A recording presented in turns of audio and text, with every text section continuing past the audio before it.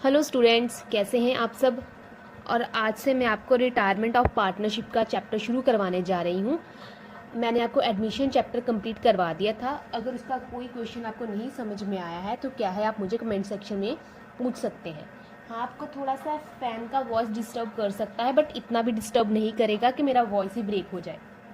ठीक है, थोड़ा सा आप एडजस्ट कर लो, थोड़ा सा मैं एडजस्ट कर लेती हूँ। ट्राई किया था बनाने का वीडियो विदाउट फ़ैन, पर नहीं मेरे लिए पॉसिबल हो पाया। गर्मी बहुत है, मई का महीना चल रहा है, तो ऑब्वियस सी बात है कि विदाउट फ़ैन मेरे लिए पॉसिबल नहीं हो पाएगा।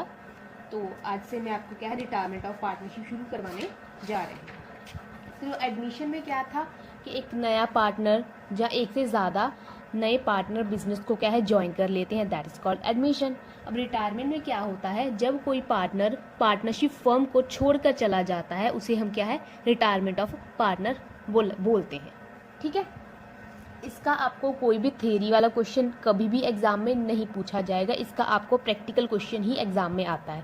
तो आज हम क्या है उसके बारे में ही बात करेंगे। हाँ, थोड़ा सा थ्योरी आपको इंट्रोडक्शन के लिए मैं ज़रूर पढ़ाऊँगी, बट वो इतना नहीं होगा कि आपको एग्जाम में जा बोर हो जाएगा। ऐसा करके बेसिक हल्की सी इंट्रोडक्शन है, तो उसको आप देख लीजिए। रिटायरमेंट ऑफ पार्टनर में क्या होता है, when a partner leaves a partnership firm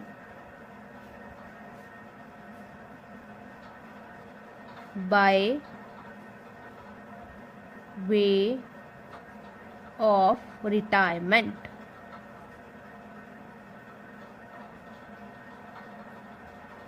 ठीक है, तो पार्टनर रिटायरमेंट का क्या मतलब होता है, when a partner leaves a partnership firm by the way of retirement. जब कोई पार्टनर पार्टनरशिप फर्म को छोड़कर चला जाता है उसे हम रिटायरमेंट ऑफ पार्टनरशिप बोलते हैं। अब रिटायर जैसे होता है ना, ऑफकोर्स जॉब करता है हर कोई, तो एक पर्टिकुलर टाइम के बाद क्या है वो रिटायरमेंट ले लेता है उस जॉब से। ठीक है ना, तो पार्टनरशिप फर्म में भी ऐसा ही होता है कि पार्टनर्स क्या है रिटायरमेंट पार्टनरशिप से ले सकते हैं, क्योंकि उन्हें लगता है कि वो अब और काम बिजनेस में नहीं करना चाहते। एक पर्टिकुलर पॉइंट के बाद क्या है, हर पर्सन चाहता है कि वो थोड़ा सा फ्री हो जाए अपनी रिस्पॉन्सिबिलिटीज से। तो पार्टनर्स भी ऐसा चाहते हैं कि वो बिजनेस से थोड़ा सा अपने आप को फ्री कर लें अपनी रिस्पॉन्सिबिलिटी से। तो वो क्या है, उसको क्या है, रिटायरमेंट ऑफ पार्टनरशिप बोलते हैं।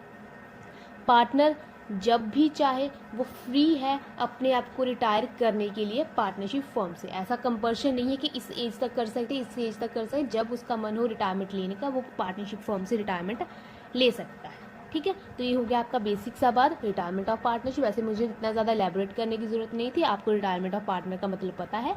जो कोई पार्टनर रिटायर हो जाता है, फ्री होना चाहता है अपनी फर्म से, that is called retirement of partnership.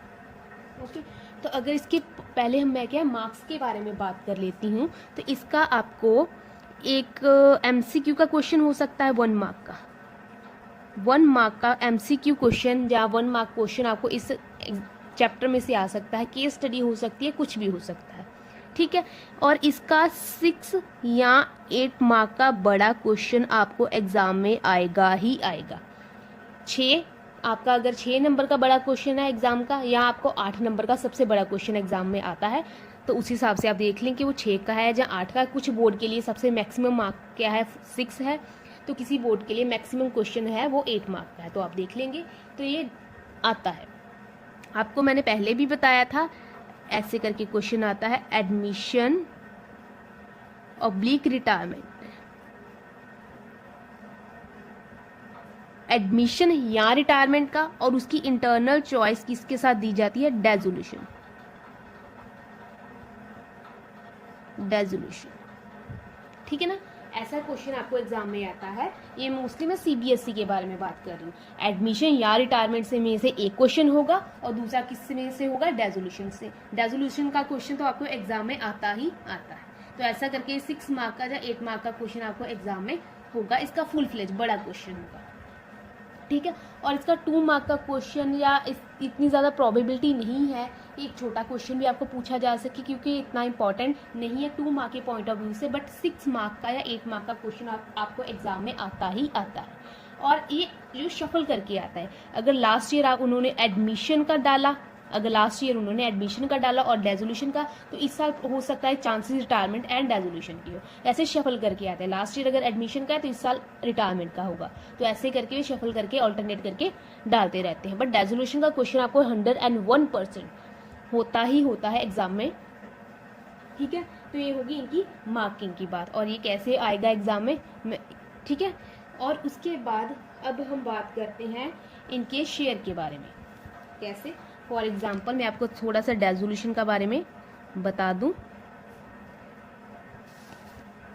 Admission में क्या होता था, नया पार्टनर बिजनेस में आता है तो उसको हम क्या है प्रॉफिट शेयर देते हैं, एग्जिस्टिंग पार्टनर कुछ सेक्रीफाइस करते हैं और नए पार्टनर को क्या है कुछ प्रॉफिट शेयर दे दिया जाता है, क्योंकि ऑफकोर्स जो प्रॉफिट है वो सारे पार्टनर्स में बांटा जाना चाहिए।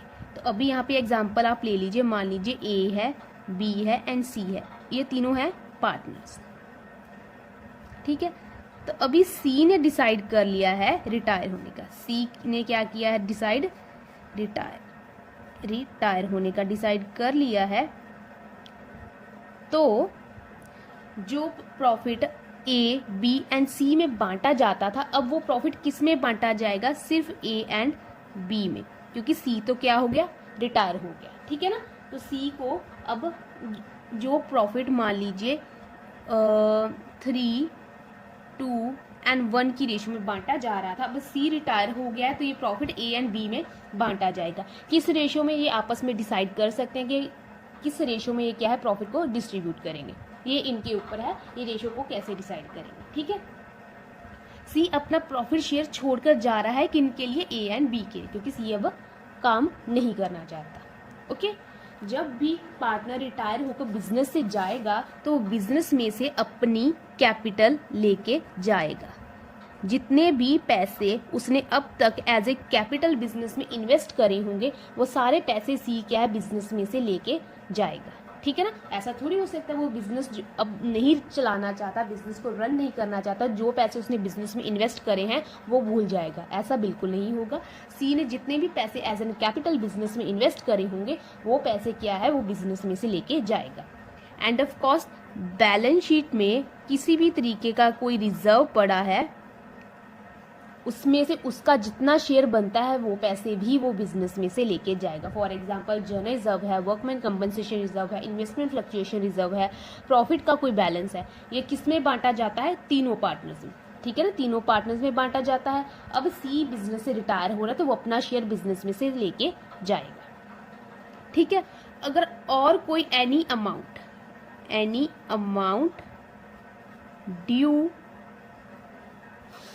ड्यू टू हिम और ड्यू बाय हिम, ठीक है, और कोई पैसे उसने पार्टनरशिप फर्म को देने हैं या पार्टनरशिप फर्म ने उसको देने हैं, वो पैसे भी अगर उसने देने हैं तो उसको लेस कर दिया जाएगा, अगर उसने पैसे पार्टनरशिप फर्म से लेने हैं तो उसको भी इसमें से ऐड कर लिया जाएगा। तो जितने भी पैसे इसके बनते हैं वो सारे पैसे क्या at the time of retirement ये बिजनेस में से लेके जाएगा, तभी ये क्या है रिटायर हो सकता है, ठीक है। ऐसा थोड़ी कोई करेगा कि मैंने पैसे दे दिया, अब आप भूल सकता हूँ, मैं भूल जाता हूँ कि आप मैंने इतने पैसे बिजनेस को दिए हैं, अब तुम दोनों मिलकर बिजनेस को चलाओ, ठीक है। जितने भी पैसे इसके बिजनेस में होंगे ये सारे पैसे बिजनेस में से लेके जाएगा। अब इसकी एडजस्टमेंट्स कैसे होंगे ये मैं प्रैक्टिकल पोर्शन में आपको बता दूंगी कि ये पैसे हम कैसे इसको दिए जाएंगे, ओके। जब एडमिशन हुआ था पार्टनरशिप का तो हमने काफ़ी सारी एडजस्टमेंट करी थी, जब रिटायरमेंट ऑफ पार्टनरशिप होगा तब भी हमें काफ़ी सारी एडजस्टमेंट्स करनी होगी अपने अकाउंट्स में। सबसे पहली एडजस्टमेंट क्या है, हमें न्यू प्रॉफिट शेयरिंग रेशियो को कैलकुलेट करना है, ठीक है ना। पहले 3 पार्टनर थे अब 2 हो गए हैं तो इनकी न्यू प्रॉफिट शेयरिंग रेशियो क्या होगी इसको कैलकुलेट करना है। सेकंड क्या है, गेन ऑब्लिक सेक्रीफाइस को क्या है हमें देखना है कि कौन पार्टनर गेन कर रहा है और कौन क्या है सेक्रीफाइस कर रहा है, इसको भी हमें क्या है कैलकुलेट करना है। और इसके बाद थर्ड चीज जो है हमें एडजस्टमेंट करनी है, एडजस्टमेंट ऑफ गुडविल, हमें गुडविल की एडजस्टमेंट करनी है। ये भी लास्ट चैप्टर से बिल्कुल डिफरेंट है, ये तो बिल्कुल सिमिलर है, गेन एंड सेक्रीफाइस को निकालना, एंड एडजस्टमेंट ऑफ गुडविल भी लास्ट वाले चैप्टर जो एडमिशन वाला है उससे काफ़ी डिफरेंट है। उसके बाद हमें डिस्ट्रीब्यूट करना है बैलेंस शीट आइटम्स को, ठीक है ना। ये भी सिमिलर है as your last chapter.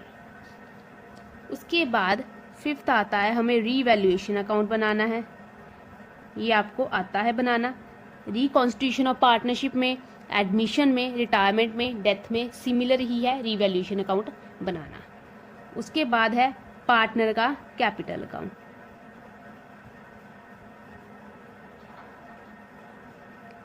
Partner का हमें कैपिटल अकाउंट जो है वो भी सिमिलर है, बस माइनर सा हमें चेंज करना होगा। वो क्या चेंज होगा, जब पार्टनर का कैपिटल अकाउंट बनाऊंगी तब मैं आपको बता दूंगी कि क्या चेंज करना है इस बार हमें पार्टनर के कैपिटल अकाउंट में। उसके बाद हमें क्या है, बैलेंस शीट को बनाना है। बैलेंस शीट को इसमें भी माइनर चेंज है, बाकी क्या है सब सिमिलर है एज योर लास्ट चैप्टर। और adjustment of capital, adjustment of capital, ये सारी चीज़ें हमें क्या है करनी पड़ेंगी। अगर इनके पर टॉपिक के हिसाब से मार्किंग की बात करूं तो न्यू प्रॉफिट शेयरिंग रेशियो का आपको 1 मार्क का क्वेश्चन आ सकता है एग्जाम में। गेन एंड सेक्रीफाइस का नहीं आएगा, एडजस्टमेंट ऑफ गुडविल का नहीं आएगा। इन तीनों का, रिवैल्यूएशन का, पार्टनर का capital account and balance sheet, इसका फुल फ्लेज क्वेश्चन आएगा 6 मार्क का या 8 मार्क का। आप अपने अपने बोर्ड के हिसाब से देख लीजिएगा कि 6 मार्क का क्वेश्चन है या 8 मार्क का, पर आएगा ज़रूर, क्योंकि बोर्ड के हिसाब से हर बोर्ड की अपनी अपनी मार्किंग है। जो मैक्सिमम क्वेश्चन किसी ने 6 मार्क का रखा और किसी ने 8 मार्क का, ठीक है। क्योंकि एमसीक्यू का पैटर्न भी आ गया है तो उस हिसाब से काफ़ी सारे चेंजेस हुए हैं, तो मार्किंग की चेंज हुई है, तो इस हिसाब से आप देख लें। पर आएगा ज़रूर इसका बड़ा क्वेश्चन जिसमें आपको रिवैल्यूएशन अकाउंट, पार्टनर का capital account and balance sheet को बनाना होगा। एंड एडजस्टमेंट ऑफ कैपिटल इसका नहीं पूछा जाता। ये चैप्टर थोड़ा सा कम इंपॉर्टेंट है एज कम्पेयर टू एडमिशन। इसकी मार्किंग के हिसाब से आप देख लें। अगर आपको reconstitution of partnership, admission of partnership आता है, दैट मीन को 80% ये चैप्टर आपको आता है, ठीक है। अगर लास्ट वाले दोनों चैप्टर आपको आते हैं दैट मीन कि आप ये चैप्टर आपको 80% आता है। बस माइनर से जो चेंजेस बचे हैं 20% वो आप सीख लेंगे तो आपको रिटायरमेंट ऑफ पार्टनरशिप या रिटायरमेंट ऑफ पार्टनर चैप्टर आता है। तो आज मैंने क्या है आपको इंट्रोडक्शन बता दिया रिटायरमेंट ऑफ पार्टनर की। कल हम क्या है फर्स्ट टॉपिक से शुरू कर देंगे न्यू प्रॉफिट शेयरिंग रेशियो को कैलकुलेट करना। तो आज के लिए हम क्या है इतना ही रखते हैं। Thank you so much.